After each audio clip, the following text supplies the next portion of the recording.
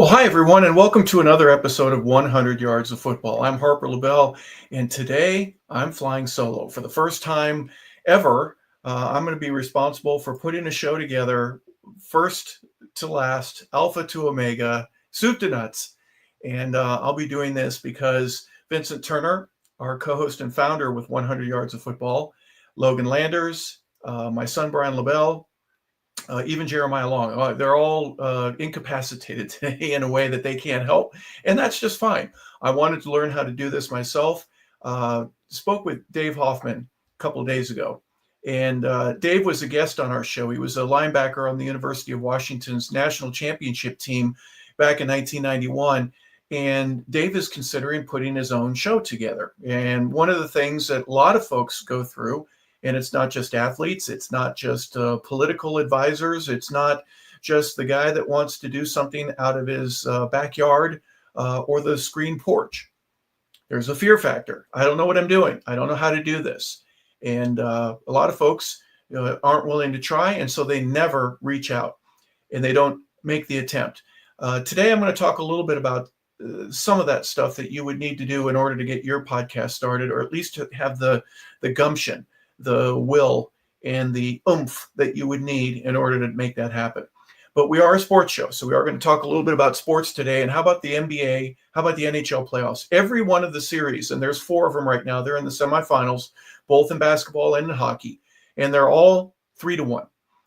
The Edmonton Oilers are up 3-1 on the Dallas Stars. Edmonton, I'm a big hockey fan, so we'll start with hockey. Even though we aren't going to talk about football today, it's always in the back of our minds, and it's just a matter of time before we get talking about training camp. And it's OTA season right now, but before you know it, we're going to be talking about preseason games and what final rosters are going to be.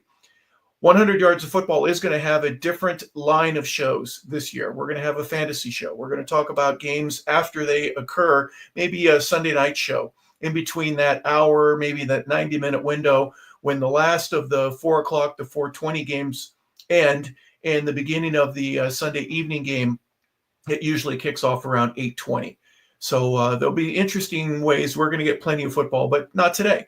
We can talk about the College World Series. Stephen Travers, that's right up his alley. We'll have a show tomorrow that's going to talk a little bit about that. We did it last week. For obvious reasons, some of the best baseball players in college right now are getting a chance to show their stuff in the playoff series, the World Series there in Omaha. So we wish all those players well, and we know that some of them are going to be in the major leagues in no time at all. And we'll talk about Major League Baseball in just a moment. But Edmonton right now is ahead 3-1 in their series against Dallas. I'm a big Kings fan from Los Angeles. That's when I first fell in love with hockey, with Rogie Vachon and Sheldon Kennegeezer and Yvonne Cornway was a Canadian. Gary Cheevers with the Boston Bruins. I used to love watching NHL hockey, and being a Kings fan, it was a 43-year drought before they eventually won their first Stanley Cup in 2012. But the game itself still amazes me. And the Kings win 2 games against Edmonton. They're up 2-0. They go to Edmonton, and they end up losing the series 4-2. Edmonton just turned it on. There was a couple of games where the Kings were up 3 goals, and Edmonton just has the ability to keep putting the puck on the net, and they score one after another. They go to overtime. They end up beating the Kings. They win the series. Well, the next series, Edmonton only loses 1 game, and they're only lost 1 game now since then. So I feel a little bit better knowing that nobody can beat them, but they have their work cut out for them. Florida is ahead 3-1 in their series against the Carolina Hurricane. And Carolina is a great team, don't get me wrong, but they're really struggling right now. They can't get anything going offensively. And Florida is a very good defensive team, but they're putting the puck on the net and they're scoring 4 or 5 goals a game. So it's a very interesting series. And those two, it looks like right now, Edmonton and Florida will be facing off against each other in the Stanley Cup Finals, which should begin as early as next week. In the NBA, you've got a couple of series right now going in the Western Conference Finals. Oklahoma City's just turned it on. They're hit 3-1 against Minnesota. And then in the East, Indianapolis, the Indiana Pacers, what a great job that they're doing right now. I thought the Knicks had a chance to really make it into the NBA Finals this year, but it looks like the Knicks are in big trouble right now. They're down 3-1 against Indiana. But both of those series in terms of the NBA are taking place right now, and it looks like Indiana and Oklahoma City are going to be the ones that are going to end up playing in the finals. And that should begin again next week as well. Baseball. Let's look real quick at the standings. A lot of folks aren't really into baseball right now. They want to wait till after the All-Star game. But if you're a New York Yankees fan, things are going pretty good right now. Wide open lead for you. You're ahead 7 games on Tampa. You're way ahead of Toronto, Boston, and Baltimore, who's already fired their manager. They're 15 games out right now. Baltimore is trying to struggle. Last year, they were right there for the wild card. They had a chance right up until the end. If you go to the Central, Detroit right now is ahead. They're up by 5 games against Minnesota. Cleveland is 6 games out, and Cleveland's lost 2 in a row against the Dodgers. They've lost 3 in a row. So they were right there struggling for a spot there for the division lead, but they've fallen behind here in the last week. So in the Central, you've got Detroit, Minnesota, Cleveland, Kansas City, and then the Chicago White Sox are trailing the pack. White Sox are 18.5 games out. Tightest division in all of major leagues right now is the AL West. The Mariners are ahead right now. They're up 1.5 games against the Astros. The Texas Rangers are next, and then the Angels and Athletics. Athletics are 8 games out, but if you look at their last 10 games, they're 1-9. The A's were right there just 10 days ago, and now they've fallen out to the spot where, what the heck happened to them? But the A's playing in Sacramento this year. Remember that they're not in Oakland anymore. They're playing in Sacramento while they build the stadium in Vegas, and they will soon be the Las Vegas Athletics. But they're ahead. They're trailing and really struggling to get back where they need to be against the division leaders, and that's the Seattle Mariners. Seattle is 30-23 right now in terms of their overall standings. In the National League, Philadelphia Eagles and the Philadelphia Phillies in the East are ahead right now by 1.5 games over the Mets. The Mets take 2 out of 3 against the Dodgers earlier in the week, and they've won 4 in a row. So they're right there pressing it 1.5 games back. Then the Braves, they're 9.5 back. Remember, the Braves started 0-7, and now they're 25-28. So they are working pretty hard to try to get back into the wild card hunt. But we're still well before the All-Star break. They've got plenty of time right now, but they certainly, first thing on their mind is, Lou, get back to 500, get a game over, get 5 games over, and work your pitching staff and everything that you need to in order to get yourselves back into the hunt for the division lead.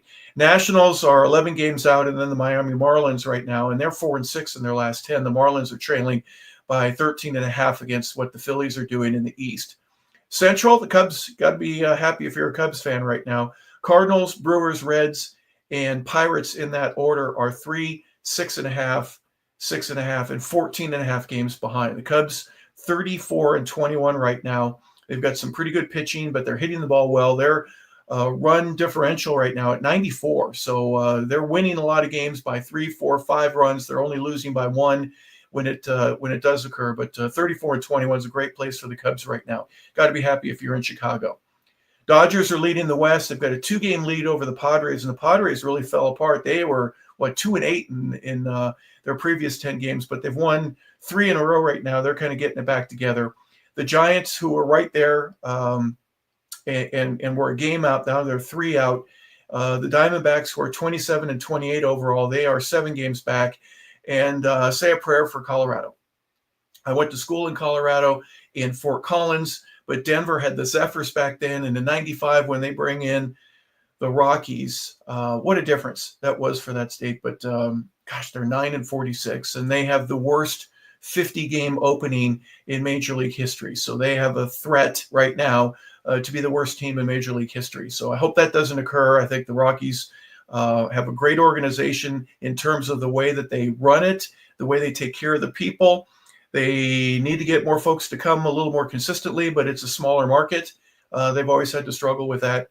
But the Rockies right now are trailing again, 25 games out with 54 games that they've played.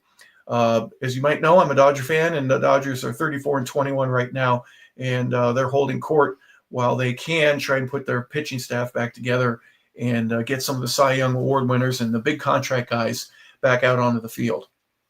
One of the things that I wanted to talk to you guys about here today, and I'll be as brief as I possibly can, in a lot of my treks, I get to visit with people all the time that are talking about They're kids. Um, young kids sports like Little League baseball, football. When you get into the high school level, there's a recruiting aspect. A lot of folks would love to have their kids get a chance to play in college, have a scholarship, move on to that next level. And the next step would obviously be in order to take care of that in a way where they can go to a school. Sometimes it's an SEC school where you're a top graded athlete and you're a part of the NIL world, which exists right now. Other folks are, gosh, I'd just do anything to have my kid get a chance to play, even if it's at a smaller school. I'm going to discuss a little bit that with you. In fact, I took some notes and I'm going to be as brief as I possibly can, but there's some pointers that I have that go back to helping some of the friends, the relatives, the children that you're aware of that may be in the neighborhood, and some advice that I would pass on. Now, this might not work for everybody. It certainly made a difference for me many years ago, and I'm going to express it like this. When you go to college, you have an opportunity to get an education. And most parents are going to be worried about that more than anything. Yeah, we know that you get a chance to play sports, but go there to get your degree. Go there and learn something about either running your own business or taking care of yourself for the rest of your life in a manner that you are excelling and you're able to do some things that you wouldn't be able to do otherwise. There are many families that have multiple degrees that are throughout their kids and grandkids and relatives, aunts and uncles, etc. There's some kids that don't have anybody that has gone to college, and they're the first one. So what would the advice be for that? A friend of mine named Reggie Madison. Reggie and I worked together at a place here in the Norcross area nearby for about 5 years. And one day when his son Brock was being recruited, he asked me for my advice. Man, what do you think I should do? I go, Reggie, let me tell you a quick story. A few years ago, back when I was playing in college, there was a time when I was a freshman and we were having just a simple day like any other, but it was early in the season. Colorado State, my freshman year, we didn't win a game, and we were probably late September. Baseball season was shutting down, and back in those days, you could watch the Cubs play on WGUN, and they played a lot of afternoon games. They still hadn't had one of their night games yet, so this was a day pretty much only a home series that the Cubs were having. And down the hall in the dormitory where I was living, there were about 7 or 8, maybe 9 guys that were all in one room and they were cheering for the Cubs. I don't even remember who they're playing. It doesn't matter. And they were in a guy named Steve Driscoll's room. Steve was the backup quarterback for us. And I'm telling Reggie the story that there were about 9 guys in the room. And then the inning breaks. They go to a commercial. And the next thing I know, there's about 5 guys.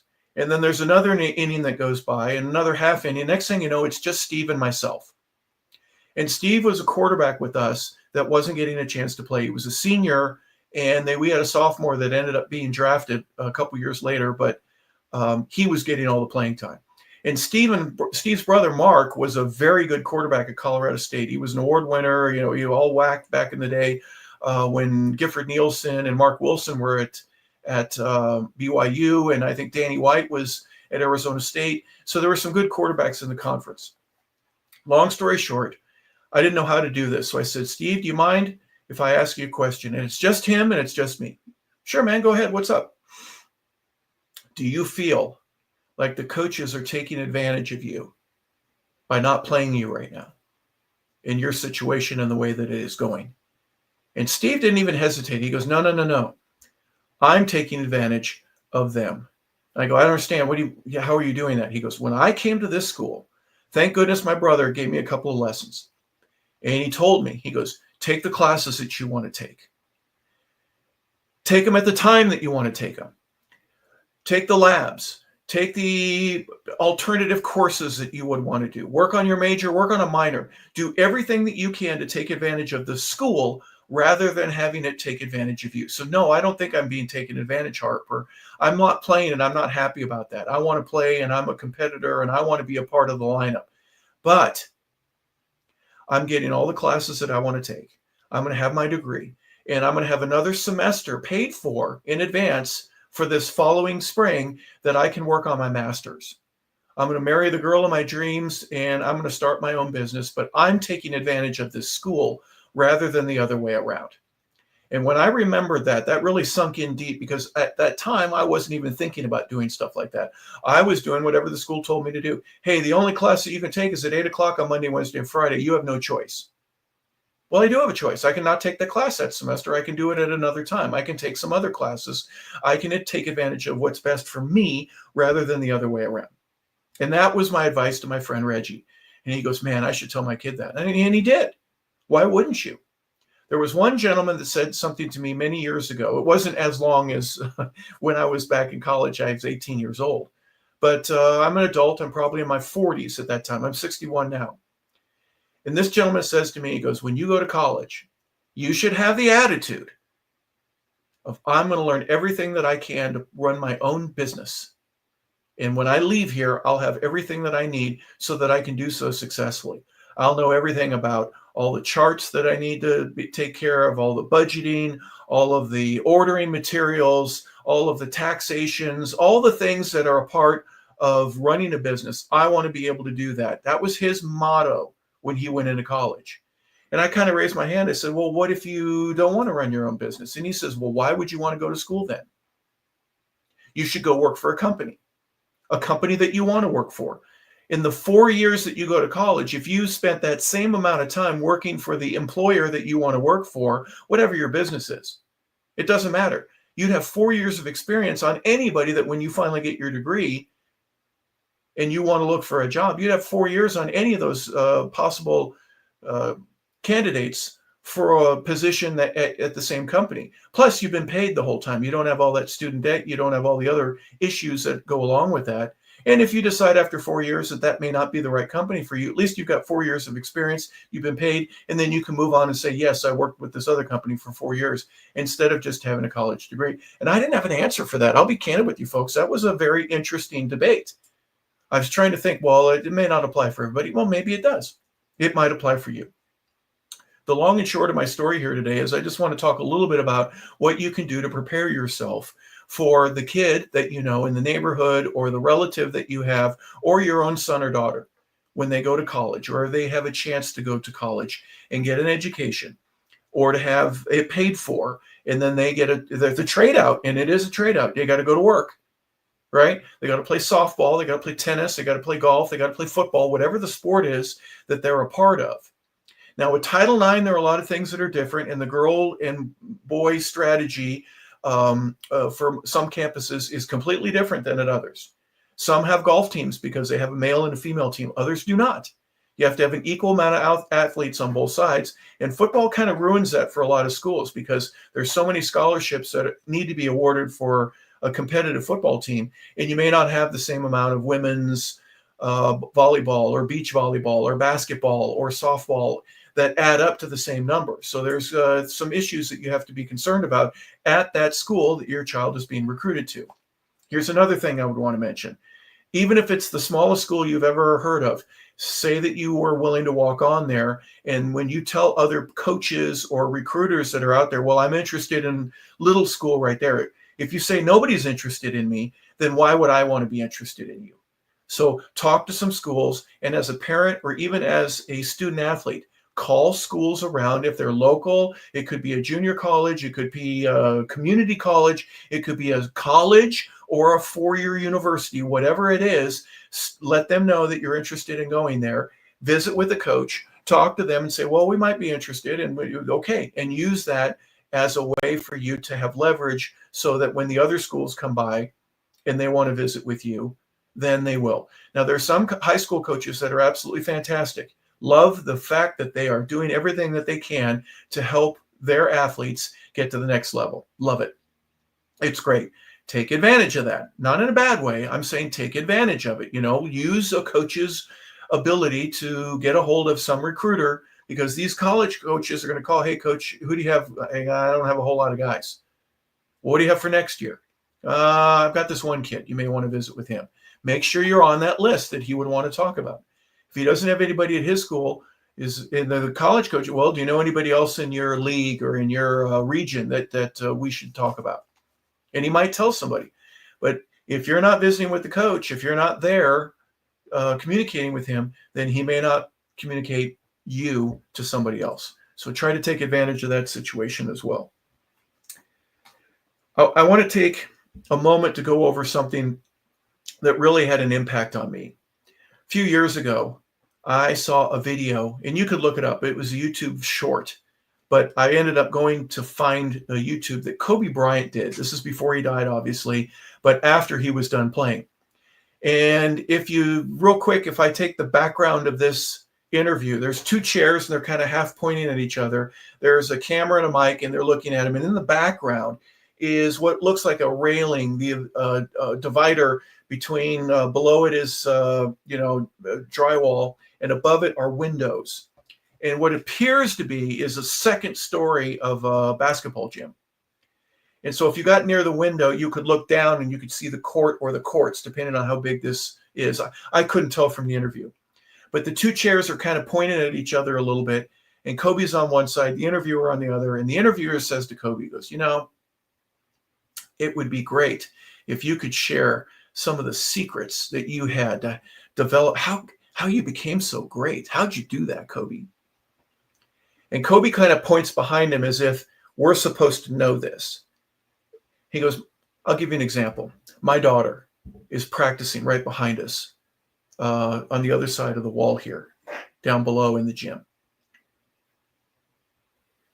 Her team is going to be on the floor for about an hour, maybe an hour and 15 minutes before the next team comes and the team after that. So there's constant team practices that are taking place in this facility. You kind of learn real quick what he's talking about, and you just be quiet and listen. You get a feel for, what's important in this interview. He goes, my daughter, 2 hours ago, we were practicing.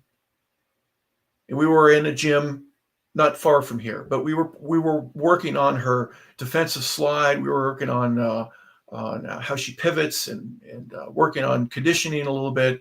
We were working on her cross step, working on her dribbling, working on her pulling up and shooting, working on her 3-point.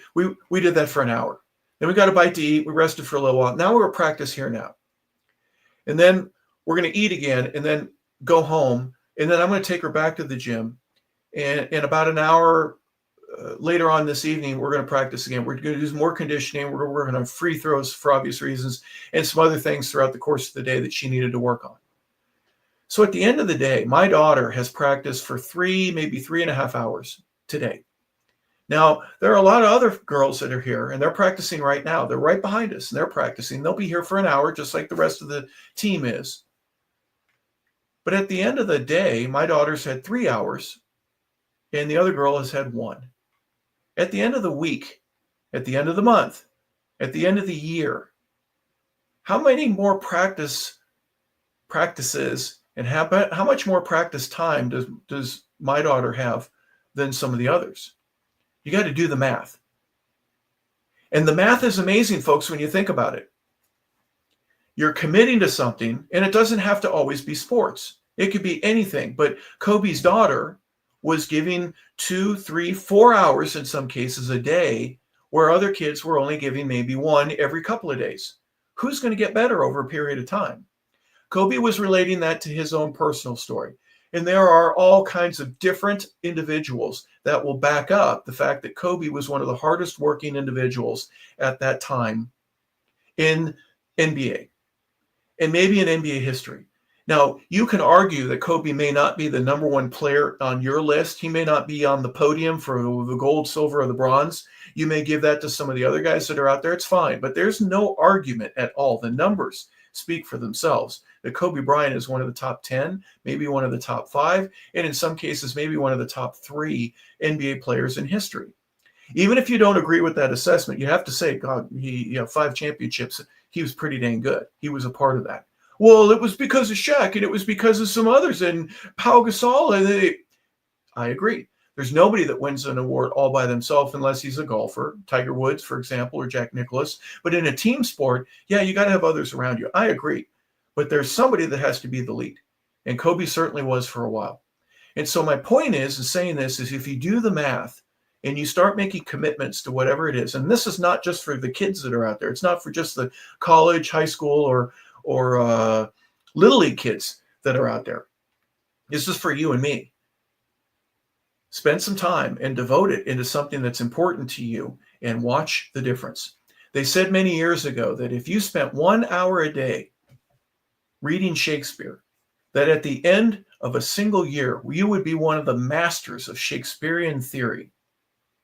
because you devoted 1 hour a day in reading King Lear or Julius Caesar or any of the other plays or works of poetry that Shakespeare has put together.